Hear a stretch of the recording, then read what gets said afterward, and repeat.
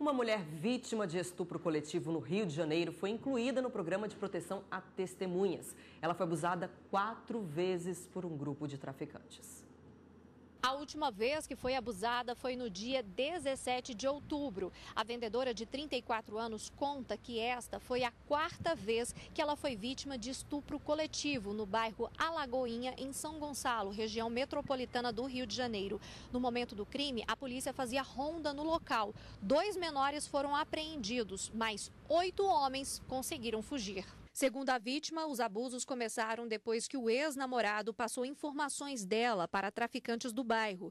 Diante da gravidade do caso, a vítima foi incluída no programa de proteção à testemunha. O pedido foi feito pela Delegacia Especial de Atendimento à Mulher de São Gonçalo. O programa de proteção é inspirado em um modelo americano. Funciona no Brasil desde 1999 e atende por ano cerca de 400 pessoas.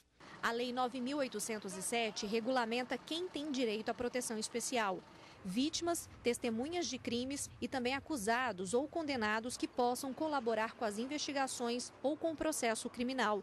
A proteção concedida leva em conta a gravidade da ameaça, a integridade física ou psicológica e que não pode ser reprimida por meios convencionais. O programa oferece proteção policial, mudança de endereço e, em alguns casos, até novo nome. Os custos são divididos entre governo federal, estados e Distrito Federal. E o prazo máximo de permanência é de 2 anos. Bom, e para tirar nossas dúvidas sobre esse assunto, ou seja, o programa de proteção às vítimas e às testemunhas, nós convidamos o professor de Direito Penal, Leandro Ernesto. Professor, boa tarde, seja muito bem-vindo. Bom, primeiramente, quem pode ser incluído no programa? Bem, as pessoas que podem ser incluídas no programa são a vítima, a testemunha, a vítima, a testemunha e o delator, né? Que no caso nós chamamos de depoente especial. Essas são as pessoas que podem ser beneficiárias do programa. E em que situações, quais são os critérios para essa pessoa ser incluída no programa? Bem, o primeiro critério é que haja a gravidade da ameaça ou a coação a essa testemunha ou essa vítima. O segundo critério é que realmente não haja outro meio, ou que haja dificuldade de reprimir ou prevenir essa coação ou essa ameaça por outro meio. O terceiro requisito que é necessário é que haja importância, que a vítima tenha importância no processo criminal ou no processo judicial. E por último, que haja a anuência dessa vítima ou dessa testemunha em aderir ao programa, face às graves restrições que esse programa ele imputa a essa pessoa. Ou seja, há algumas pessoas excluídas, né? Quem são essas pessoas? Sim, esse programa não atinge todas as vítimas testemunhas de um processo judicial. Na verdade, estão excluídas somente as pessoas que adotem uma conduta incompatível com o programa, ou seja, aquelas pessoas que elas não conseguem se adequar às condições, às restrições impostas pelo programa. Por exemplo, pessoas que gostam de ter exposições públicas, que passam a desobedecer às ordens dos policiais, das pessoas que fazem sua proteção. E, por último, também os presos também estão fora do programa. O senhor falou de a pessoa manter a ordem, porque é um programa muito rigoroso, né? A testemunha ela entra nesse programa e fica incomunicável, é isso? Como é que funciona? Bem, não há previsão legal para essa incomunicabilidade. A Lei 9807/99 ela não traz nenhuma restrição com relação à comunicabilidade dessas pessoas. Mas, dependendo do contexto, dependendo da gravidade em que ocorra essa ameaça, as autoridades elas podem sim colocar como uma condição a incomunicabilidade dessa vítima, dessa testemunha. Obviamente que esse não é o interesse primordial, até porque a lei ela visa a reinserção dessa pessoa na sociedade. Geralmente esse programa ele tira essa pessoa do estado ou da cidade e vai introduzi-la em outro contexto, podendo inclusive até modificar o seu nome, os seus dados pessoais, justamente para preservar sua vida e sua integridade física.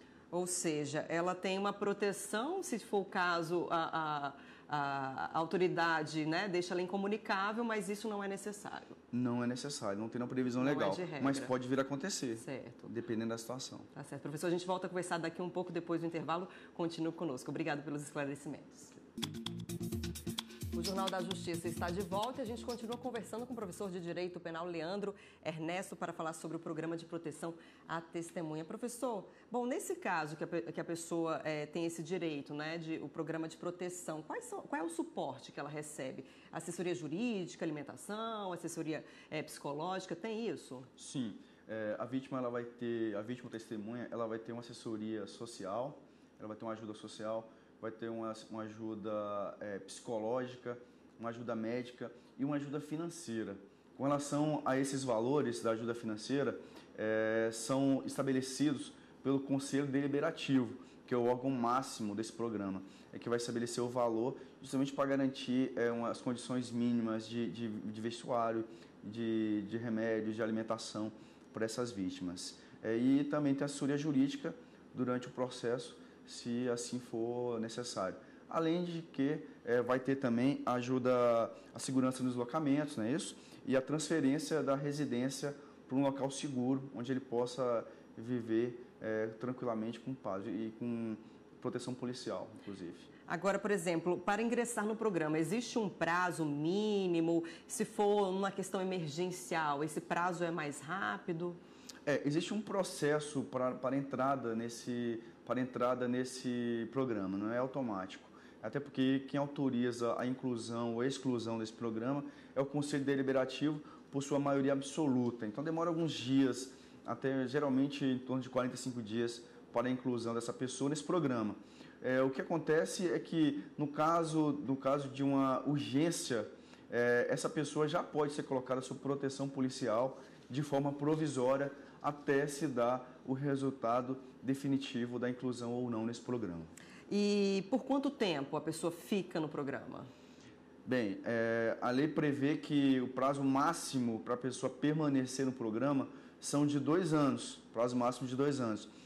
Agora, esse prazo pode ser prorrogado dependendo, no caso em que houver ameaça se estender ou nos casos em que o processo não se der por fim, o processo não se findar. Agora, muitas pessoas acabam desistindo do programa, né? Porque ele é muito rigoroso, justamente por causa dessa proteção excessiva. Por que isso acontece? Sim, acontece. Nós percebemos um alto grau de desistência das pessoas nesse programa, porque esse programa ele é muito rigoroso com relação à restrição da vida das pessoas. A vida das pessoas passa a ser muito limitada, até porque para garantir a sua própria vida. Então, ou seja, ela vai ter que mudar de cidade, vai ter que mudar de amizades, ela não vai poder se comunicar com todo tipo de pessoas, ela vai ter sempre o acompanhamento de policiais, ela não pode frequentar determinados lugares. Então, são várias condições aos moldes do SUSI, da suspensão condicional da pena. Então, como tem essa restrição é muito rigorosa, muitas pessoas às vezes não aguentam, não se adequam a essas restrições e preferem desistir do programa. Tá certo. Muito obrigada pela participação do senhor aqui conosco no Jornal da Justiça. Uma boa tarde. Boa tarde.